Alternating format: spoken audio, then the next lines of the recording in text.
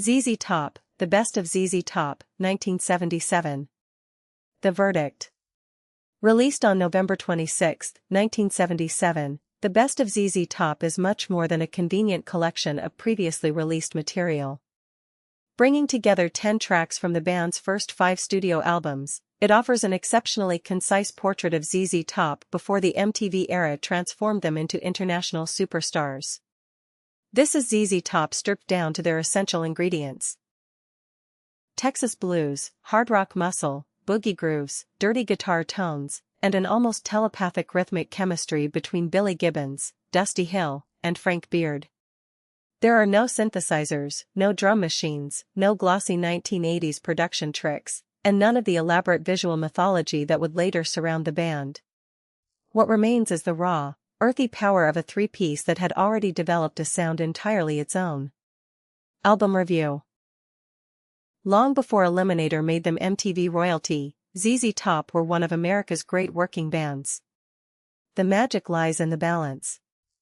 Billy Gibbons' guitar is filthy without becoming uncontrolled, Dusty Hill provides a heavy, melodic bass foundation, while Frank Beard's drumming supplies the subtle swing that keeps the whole machine moving. Side 1. The compilation gets straight to the point with Tush, a compact, explosive piece of Texas boogie. The pairing of Waitin' for the Bus and Jesus Just Left Chicago is arguably the centerpiece of the collection, establishing a hypnotic groove that flows into blues-soaked swagger. Francine introduces a lighter side of the band, while Just Got Paid brings the emphasis firmly back to heavy blues-rock riffing. Side 2. Side 2 opens with La Grange, built around one of the most recognizable guitar shuffles in rock history. Inspired by the notorious Chicken Ranch brothel in Texas, it became one of ZZ Top's defining recordings. Then comes Blue Jean Blues, where Gibbons stretches out into a slow, deeply atmospheric blues performance focused on touch and phrasing. Backdoor Love Affair restores the heavier groove before Beer Drinkers and Hellraisers kicks the doors wide open. Finally, Heard It on the X closes the record in rebellious fashion, paying tribute to the high-powered Mexican border blaster radio stations that shaped Texas rock culture. Legacy and impact. Produced by Bill Ham, these recordings retain a natural three-people-in-a-room quality.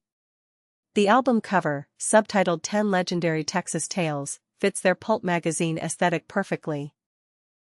Although 1970 SIXS was omitted, concentrating on 1971 through 1975 gives the collection an remarkably coherent portrait of their formative period. Certified double platinum in the United States, it proves the famous Beards, Hot Rods, and MTV videos did not create ZZ Top, they merely placed an already fully developed musical identity into a new visual context. No gimmicks, no sequencers. Just Gibbons, Hill, and Beard, locked into an unmistakable groove.